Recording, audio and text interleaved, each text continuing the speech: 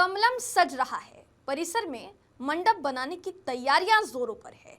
Bharatiya Janata party अब गुजरात प्रदेश अध्यक्ष पद की चुनावी प्रक्रिया और आधिकारिक घोषणा के लिए पूरी तरह कमर कस चुकी है। खबर मिल रही है कि 4 अक्टूबर को गुजरात भाजपा का नया प्रदेश अध्यक्ष मिल जाएगा। मंडप निर्माण इस बात का संकेत है कि भाजपा का संगठन अब प्रदेश अध्यक्ष की घोषणा के इस औपचारिक मौके के लिए सजगता पूर्वक तैयार है। लंबे समय से गुजरात भाजपा अध्यक्ष के चुनाव का इंतजार किया जा रहा था और अब आखिरकार भारतीय जनता पार्टी के प्रदेश अध्यक्ष के चुनाव से जुड़े कार्यक्रम की आधिकारिक घोषणा कर दी गई है। 3 अक्टूबर को गुजरात प्रदेश अध्यक्ष और राष्ट्रीय परिषद के सदस्यों के चुनाव की विधिवत प्रक्रिया जो है वो संपन्न होगी। सुबह 11 बजे से दोपहर 2 बजे तक नामांकन पत्र दाखिल किए जाएंगे। दोपहर 3 बजे से 4 बजे तक नामांकन पत्रों की जांच होगी और शाम 5 बजे से 5:30 बजे तक नामांकन पत्र वापस लेने की प्रक्रिया जो है वो चलेगी। इसके बाद 4 अक्टूबर को सुबह 10 से 11 बजे तक का मतदान होगा। मतों की गिनती और प्रदेश अध्यक्ष के नाम की घोषणा दोपहर लगभग 12 बजे की जाएगी।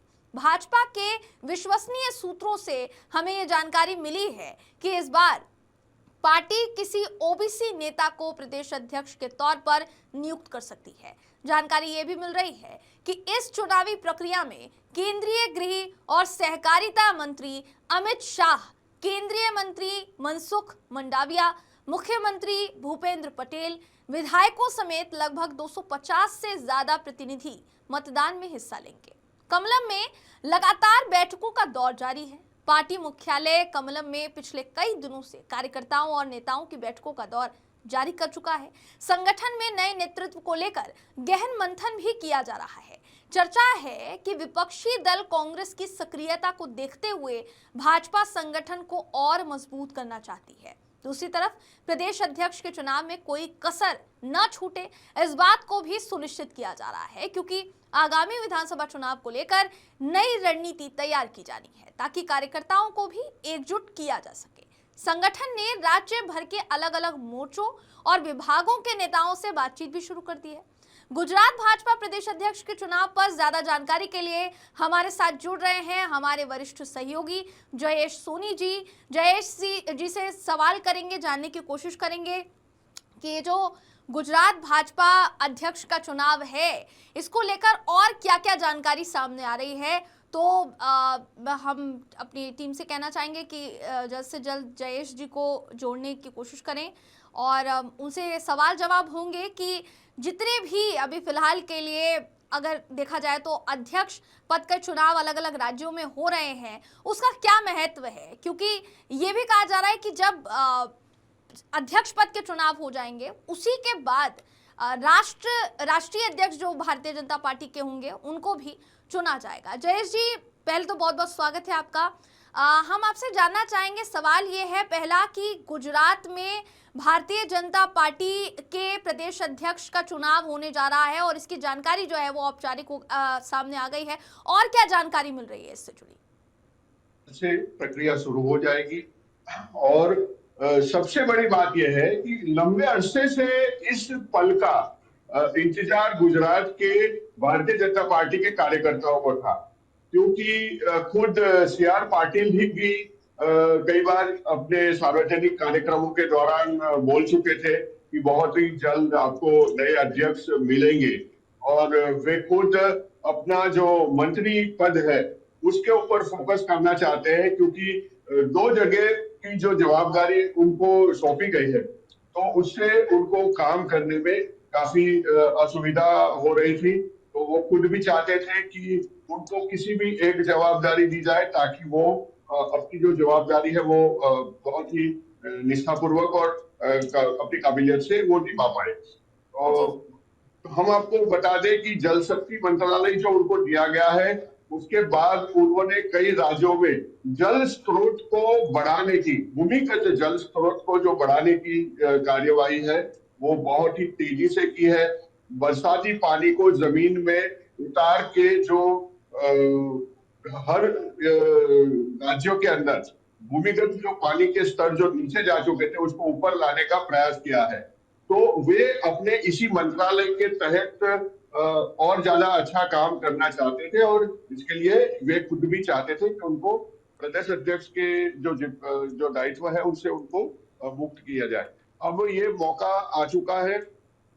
आज उनसे हमारी मुलाकात भी हुई, तो उन्होंने ये जो है आधिकारिक रूप से हमको ये कंफर्म भी कर दिया कि 4 तारीख को ये चुनाव होने जा रहे हैं। मैं आपको बता दूं कि जिस प्रकार से कई नेता इस कतार में है कि प्रदेश अध्यक्ष के तौर पर उनका जो है चुनाव हो जाए।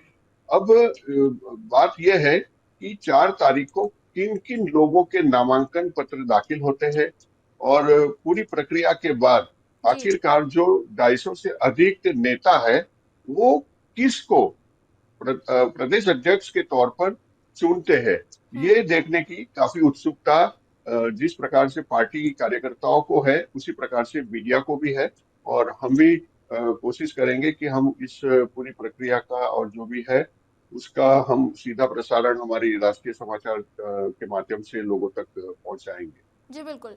जयेश जी, एक सवाल मेरा ये भी होगा कि कहा यह जा रहा है कि किसी ओबीसी चेहरे का चुनाव भारतीय जनता पार्टी में हो सकता है, तो क्या ऐसे कुछ चेहरे हैं, नजर आ रहे हैं आपको, जिनका चुनाव जो है आला कमान कर सकता है, या उनके नामों पर अगर चर्चा से जुड़ी कोई जानकारी हमें मिली हो तो? जी बिल्कुल। ये कई ऐसे नेता हैं जो कि ओबीसी समाज से है। खुद प्रधानमंत्री नरेंद्र भाई मोदी भी ओबीसी समाज से ही आते हैं। और पिछले कार्यकाल में जो सूरत और दक्षिण गुजरात का जो एक बड़ा चेहरा माना जाता है, और उन्होंने काफी सफलता पूर्वक अपना जो कार्यकाल है वो समाप्त किया, और उसके बाद भी लंबे अरसे तक वो प्रदेश अध्यक्ष बने रहे, ऐसे जो CR पाटिल जी है। जी। उसके बाद यहाँ पर सूरत के ही जो एक नेता है उनका नाम भी आ रहा है। सौराष्ट्र के भी एक दो ऐसे नेता है, मैं नाम इसलिए नहीं ले रहा हूँ कि जी बिल्कुल। ये जो चर्चाएं होती है उससे उन कहीं ना कहीं उनके चुनाव के अंदर इसका इफेक्ट आता है। इसलिए अभी पहले से किसी का भी नाम लेना थोड़ा सा जल्दबाजी भी कहलाएगी। लेकिन सौराष्ट्र रीजन से, उत्तर गुजरात रीजन से है, ऐसे कई नेता हैं जिनके नाम हमारे पास आए हैं, जो कि इस प्रक्रिया में शामिल भी होंगे। और उसके अंदर हो सकता है कि उन्हीं में से किसी के नाम की घोषणा आधिकारिक तौर पर चुनाव के बाद की जाएगी। लेकिन ये जरूर मैं कहूंगा कि ओबीसी नेता का चुनाव होना लगभग तय है, और ओबीसी समाज से ही होगा। वैसे तो अन्य समाज के लोगों ने भी इस प्रकार की मांग की है कि उनके समाज को प्रतिनिधित्व करने का मौका मिले। तो आखिरकार भारतीय जनता पार्टी की जो परंपरा रही है उसके हिसाब से माफ कीजिएगा, उसके हिसाब से किसको चुना जाता है ये जी। काफी दिलचस्प होगा। तो यहाँ हमारे साथ हमारे वरिष्ठ सहयोगी जयेश सोनी जी मौजूद थे, और उन्होंने हमारे तमाम सवालों का जवाब दिया। सवाल यही उठता है कि भारतीय जनता पार्टी की तरफ से अब गुजरात का अगला जो अध्यक्ष है, प्रदेश अध्यक्ष है, वो किसे चुना जाता है, भाजपा किस नाम पर मुहर लगाती है, ये देखने वाली बात होगी। फिलहाल इस खबर में बस इतना ही।